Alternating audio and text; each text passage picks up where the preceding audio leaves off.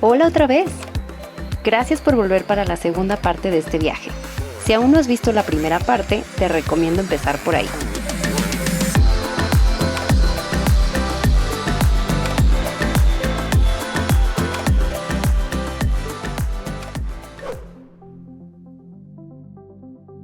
Si creías que ya habías visto lo mejor, prepárate, porque todavía queda mucho por descubrir.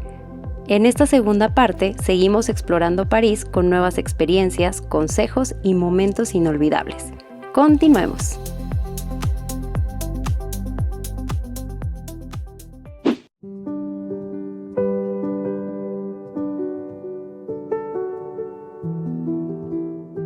El cuarto día comenzó con la visita al Museo de los Inválidos. Es exactamente donde fue el espectáculo de Aura Inválides, solo que ahora pudimos recorrer el museo completo y ver la tumba de Napoleón a detalle y más cerca.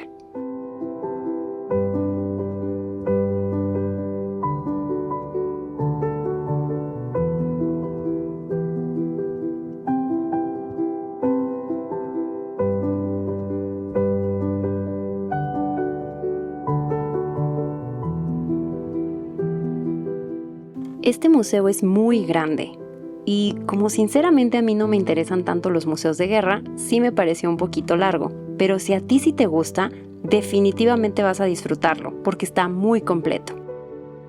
Cuenta con varias salas que representan diferentes épocas y las guerras que ocurrieron, desde tiempos medievales hasta la Segunda Guerra Mundial.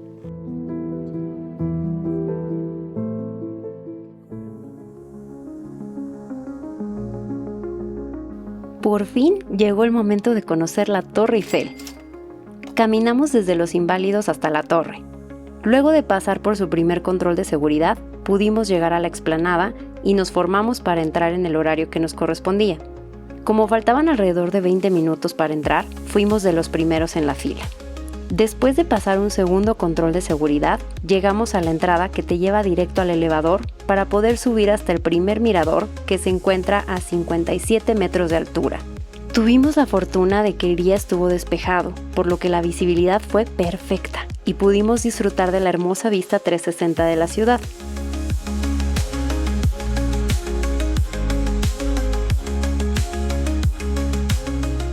Después de haber apreciado la vista un rato, pasamos al interior de la torre y caminamos por el suelo de cristal en el que puedes ver directamente hasta la explanada. Una experiencia no apta para las personas que le temen a las alturas. Nos sentamos a tomar una copita de vino mientras seguíamos admirando la vista, hasta que decidimos emprender la bajada, misma que hicimos por las escaleras para seguir contemplando la ciudad. En los jardines que se encuentran justo debajo de la torre, así como en las calles de alrededor, te puedes tomar unas fotos increíbles. Lo siguiente fue trasladarse a Trocadero. Es una caminata muy agradable en la que cruzas el puente de Jena hasta llegar a los famosos escalones de la explanada. Las vistas de todo ese trayecto son hermosas, pero lamentablemente las multitudes complican un poco disfrutarlas por completo. Llegando a Trocadero, pudimos sacar más fotos de la torre y después de darle un último vistazo, nos fuimos a nuestra siguiente parada.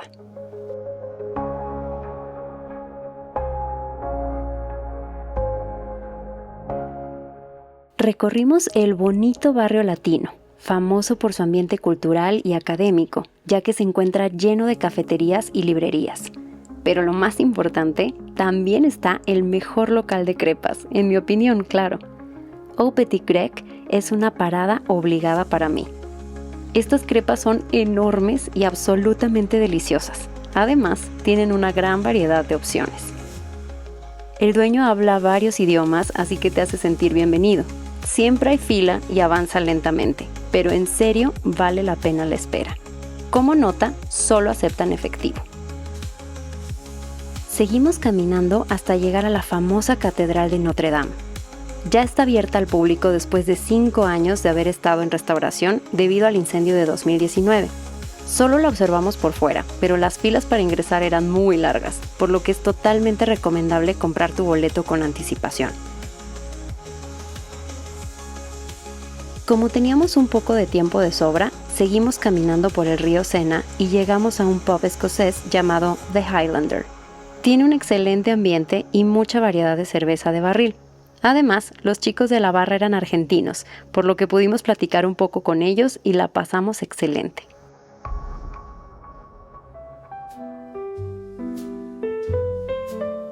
Para finalizar el día, tuvimos un paseo en barco con cena incluida. Es una experiencia que recomiendo mucho porque te permite recorrer el río Sena de noche y observar los monumentos tranquilamente mientras disfrutas de alimentos deliciosos.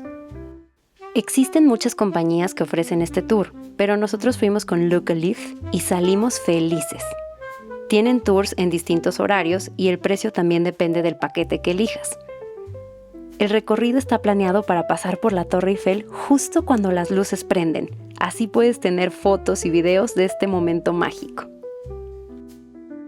El techo es de cristal y todas las mesas dan hacia una ventana, por lo que la vista es maravillosa.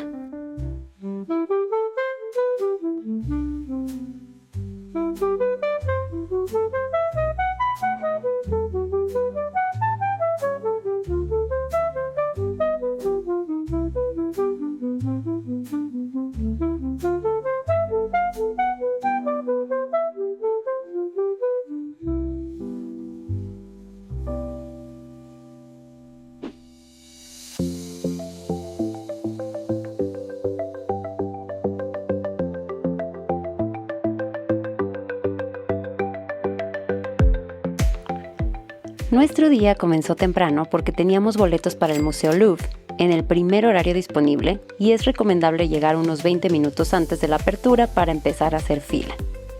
El museo abre a las 9 y una vez pasado el filtro de seguridad, fue el momento de apretar el paso para dirigirnos a la atracción principal, la Mona Lisa.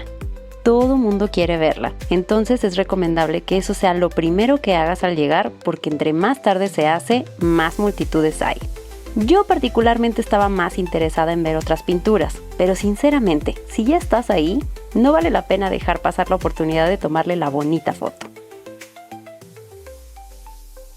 Es imposible ver todo el museo, incluso aunque te quedes ahí todo el día, entonces te recomiendo que planifiques con anticipación tu recorrido. En la página oficial del Louvre viene un mapa virtual en el que aparecen todas las salas y exhibiciones disponibles. A mí me interesaba visitar las joyas de la corona, la sala de esculturas griegas, el pabellón de Napoleón y el de los egipcios. Así que básicamente eso fue todo lo que alcanzamos a hacer.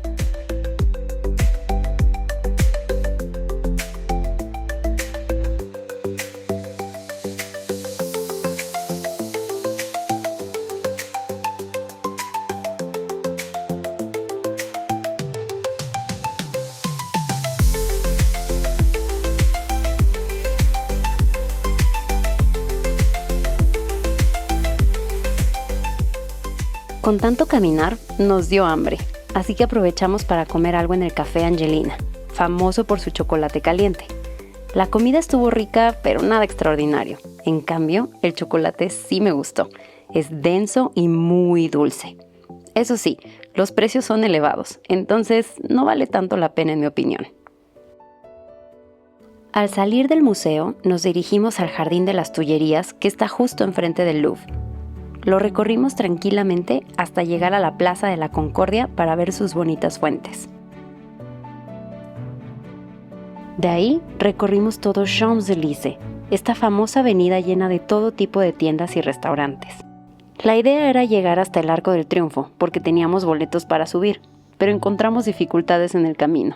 Empezó a llover, así que nos refugiamos en un café, pero yo comencé a sentirme mal. No sé si se me bajó la presión o simplemente fue el cansancio acumulado, pero tomamos la difícil decisión de regresar al hotel y perdernos la subida al arco. Quisiera decirles que todo es perfecto en los viajes, pero creo que es importante ser honesta para que vean que pueden pasar todo tipo de contratiempos y que es importante ser flexibles.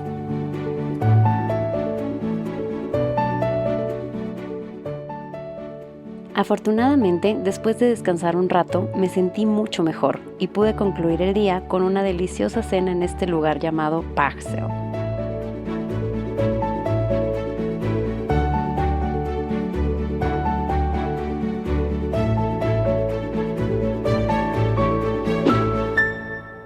Mucha gente comete el error de reservar sus hoteles muy cerca de la Torre Eiffel y yo entiendo por qué lo hacen. Pues claro que todo el mundo quiere la vista, todo el mundo quiere tener cerca la torre porque pues es como la marca obvia y más reconocida de la ciudad de París y obviamente es muy bonita, pero digo que es un error.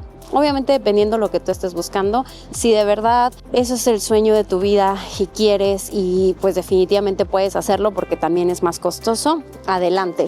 Pero mucha gente no lo sabe porque no han realmente como hecho mucha investigación de las zonas que hay o los diferentes distritos que tenemos en París.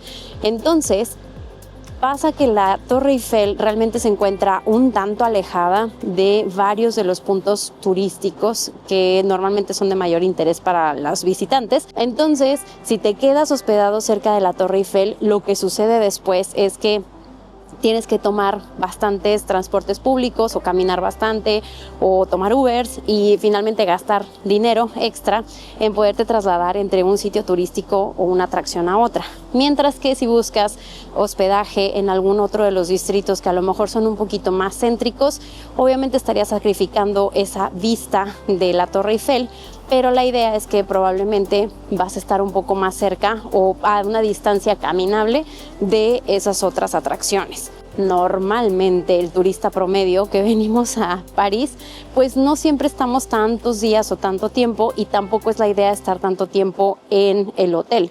La mayoría de nosotros lo que hace es que durante todo el día tenemos actividades planeadas y vamos y venimos y hacemos muchas cosas fuera del hotel y solamente usamos el hotel pues para descansar, para bañarnos, para dejar nuestras cosas.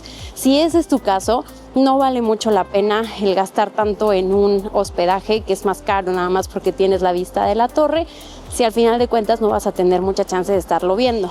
Si por el contrario realmente no vas a estar a lo mejor tanto tiempo fuera, sabes que a lo mejor vas en una época donde hay muchas lluvias o muchas cosas así y entonces tu plan es más disfrutar de las comodidades del hotel, de la estadía, de tu cuarto y estar con la vista y tomar como muchas fotos de eso, adelante. Pero este es un consejo que yo les doy porque sí he conocido mucha gente que no se ha dado la oportunidad de hacer esa investigación y al momento de estar ahí es como de wow, tengo muy cerca la torre, pero eso normalmente es algo que hacemos solamente un día y ya el resto de las cosas que quieren hacer les quedan bastante lejos. Entonces, solo para que lo puedan tomar en cuenta también.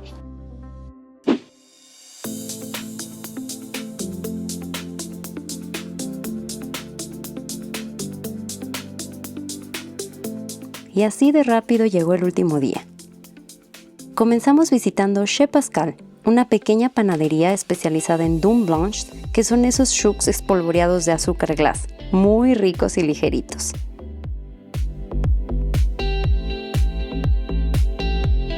Para desayunar, fuimos a este local que vende unos sándwiches deliciosos. Tú puedes customizarlo a tu gusto, pero en mi opinión, el queso es lo que lo eleva. La porción es bastante generosa y el precio es muy razonable. Después nos fuimos a pasear e hicimos una rápida parada en Place du Vogue, un bonito parque en el corazón de Le Marais.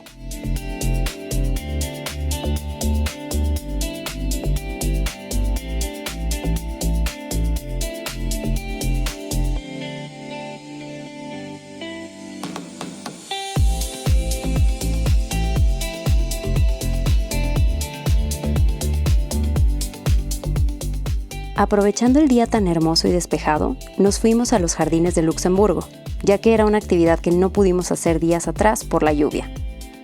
Ahí dimos un largo y relajante paseo, nos acercamos a la enorme fuente y vimos que los niños llevan sus barquitos para que floten con el viento. Hay sillas para poderte sentar a contemplar la naturaleza y disfrutar del sol.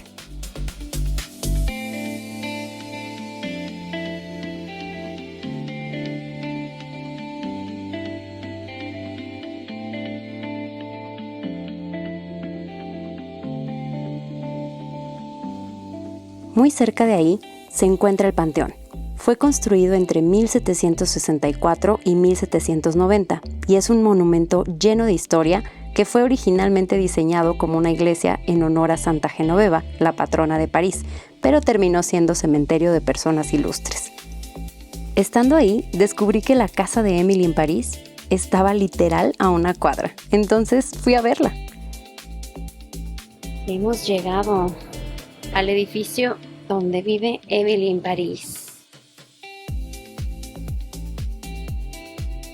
También está el restaurante del chef Gabriel, tal como en la serie. Viví mi fantasía por un ratito. ¿Estará el chef Gabriel? El resto de la tarde estaba libre, así que decidimos cruzar el puente Alexander III y caminar por el río Sena hasta llegar a la Torre Eiffel. No les voy a mentir, estaba haciendo mucho frío, pero no quería irme sin tomarme mi vinito viendo la torre.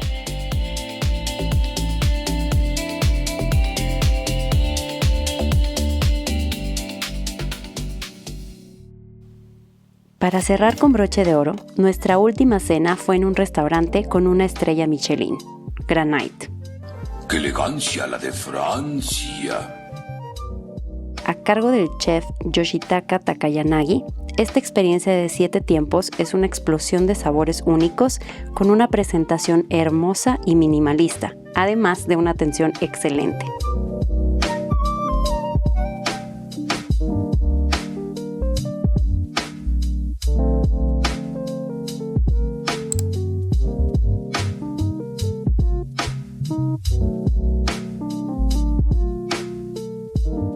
Evidentemente es una experiencia costosa, pero si deseas disfrutar de una cena gourmet y está dentro de tus posibilidades, sin duda lo recomendaría.